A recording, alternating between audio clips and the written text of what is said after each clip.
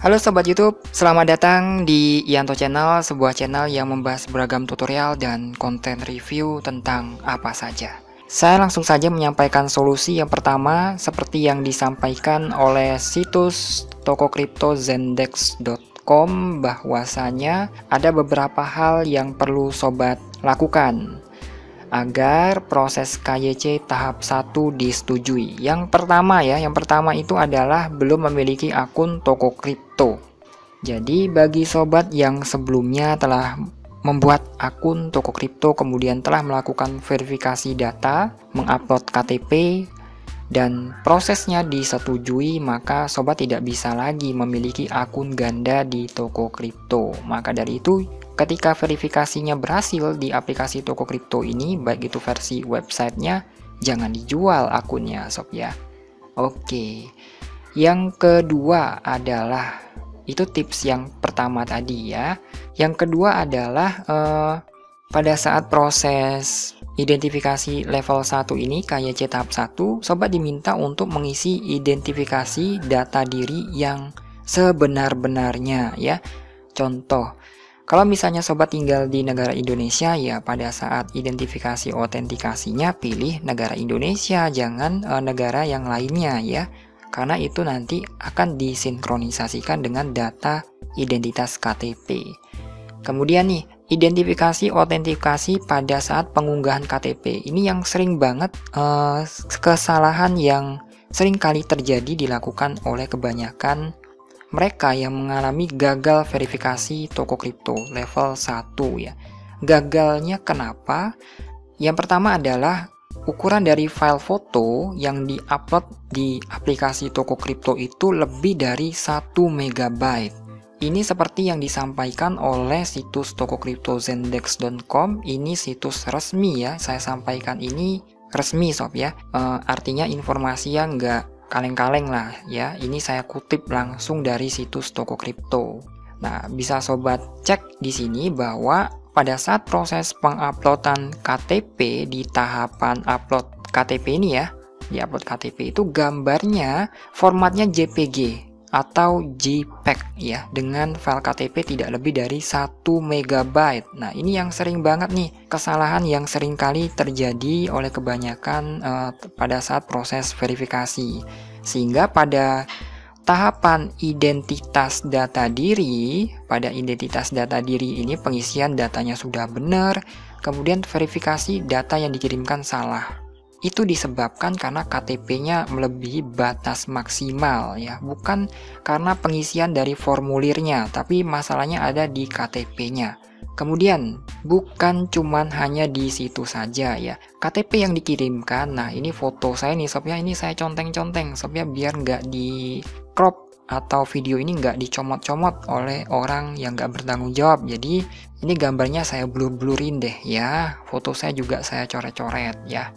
Jadi pastikan tulisannya itu masih kelihatan jelas sob ya, tulisannya ya masih terlihatan jelas ya. Kemudian fotonya ini masih kelihatan jelas, jangan sampai gabur sedikit pun tulisannya itu nggak bakalan diterima, karena toko kripto ini menggunakan sistem biometrik sob ya, mereka nggak pakai cara manual. Karena kalau verifikasi data manual sih itu pada saat kita telah mengirimkan identitas data diri, disetujui apa enggak nantinya, itu verifikasi manual.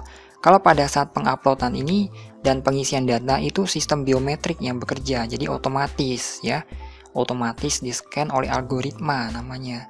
Jadi fotonya kurang lebih seperti ini sob ya, fotonya kurang lebih seperti ini, dan size-nya tadi 1 mega itu maksimal ya, 1 mega. Jadi kalau misalnya sobat jepret itu pakai ponsel, itu biasanya ponsel kapasitasnya gede banget ya, hasil jepretannya itu ya sobat edit terlebih dahulu atau dikonversi terlebih dahulu menggunakan Photoshop atau software grafis ya. Saya sarankan sih tidak menggunakan situs online untuk konversi KTP ya, karena itu informasinya riskan banget. Kita harus mengupload dulu ke situs tersebut, bisa jadi nanti datanya sobat diambil nanti pada saat penguploadan, kita nggak tahu itu uploadnya nanti disimpan kemana ya. Jadi ada baiknya sobat konversi offline, itu disarankan. Kalau mengenai dokumen-dokumen penting, kalau dokumen biasa aja mau online sih nggak masalah ya.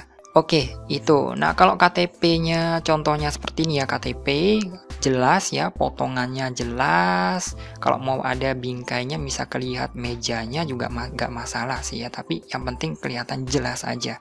Nah, kalau misalnya KTP-nya seperti ini nih ya, KTP-nya buram kayak gini, itu 100% saya jamin nggak bakalan diterima proses KYC tahap satunya. Kemudian KTP-nya seperti ini juga, walaupun tulisannya kelihatan jelas, tapi ada bintik-bintik seperti jamuran seperti ini, itu juga 100% nggak bakalan diterima ya. Jadi ketika KTP sobat kondisinya seperti ini, saya sarankan untuk menggunakan identitas lainnya seperti KITAS ya.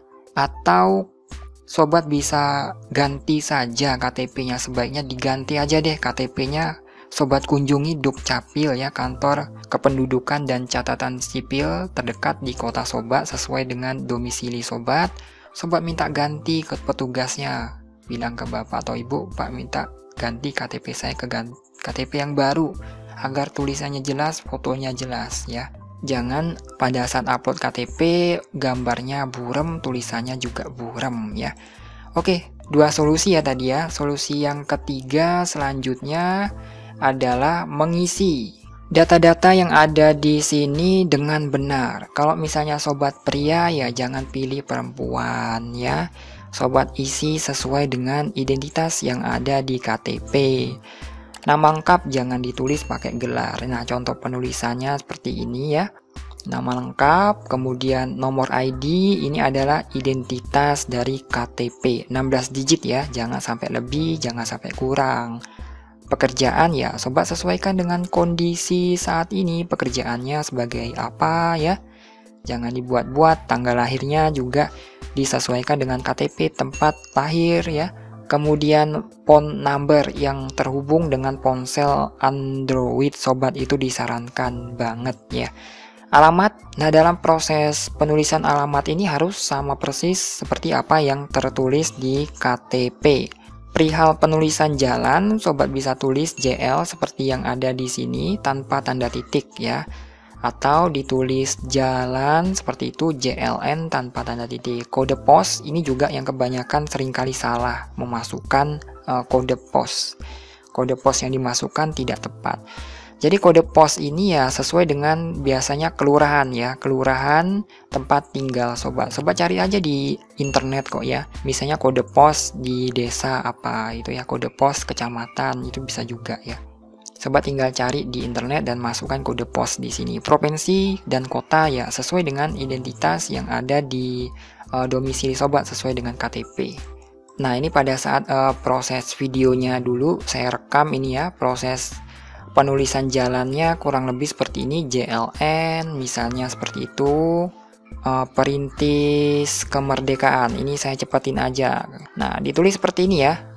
Untuk bagian nama jalan perintis kemerdekaan nomor 13 RT RW-nya juga ditulis sob ya. Kecuali yang kelurahan kecamatannya nggak perlu ditulis, cukup seperti ini saja. Oke. Kemudian selanjutnya adalah sobat bisa cek lagi di situs toko kripto ini bahwasanya foto harus terlihat jelas. Sudah saya sampaikan foto tidak terbalik ya. Disarankan menggunakan register atau kotak capture foto langsung. Kemudian khususnya di tahapan ini, nah ini harus menggunakan KTP asli ya, jangan hitam putih ini sob ya. Kalau misalnya sobat khawatir nih dipergunakan untuk hal-hal yang misalnya untuk pinjol apa sebagainya ya, untuk keperluan yang kita tidak ketahui ya, sobat bisa warna dari KTP ini ya bisa digaburin dikit ya, warnanya bisa digaburin dikit, misalnya kromanya diturunin dikit jadi agak hitam putih tapi masih ada warnanya ya. Kalau misalnya sobat khawatir, saya juga melakukan seperti itu, nggak seperti ini ya, warnanya saya gaburin dikit. Kalau di ponsel kamera itu kan ada ya menggaburkan warnanya sedikit jadi agak pucat warnanya, baru kemudian sobat upload, tapi ada warnanya ya, jangan sampai terlalu hitam putih banget. Kemudian untuk tahapan lainnya ya, untuk solusi yang selanjutnya terkait dengan video liveness nih, ini juga kebanyakan gagal ya, karena pada saat kita liveness di aplikasi toko kripto ini, dia hanya 3 kali saja. 3 kali ketika kita gagal melakukan video liveness ini, maka kita harus mengganti email toko kripto ini ke email yang baru. Nah, ini saya baru di tahapan KYC tahap 1. Jadi kalau gagal 3 kali harus diganti email yang baru, gagal lagi ganti lagi email yang baru ya. Begitu seterusnya. Jadi setidaknya ada berapa tadi ya? 3 atau 4 tips yang saya berikan untuk permasalahan toko kripto verifikasi level 1 gagal ya.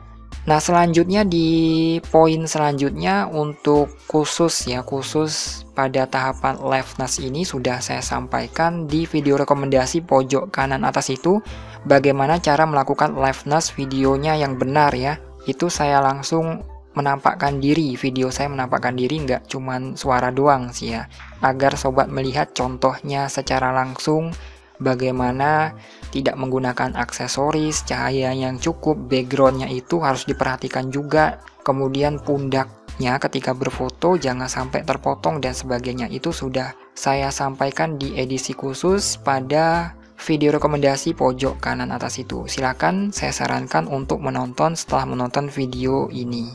Oke Sobat YouTube, saya rasa itu saja yang bisa saya sampaikan di kesempatan kali ini. Mudah-mudahan video tutorial yang saya sampaikan ini bisa bermanfaat bagi sobat semuanya. Jangan lupa tonton video rekomendasi di pojok kanan atas itu. Terima kasih sudah menonton. See you next. Bye.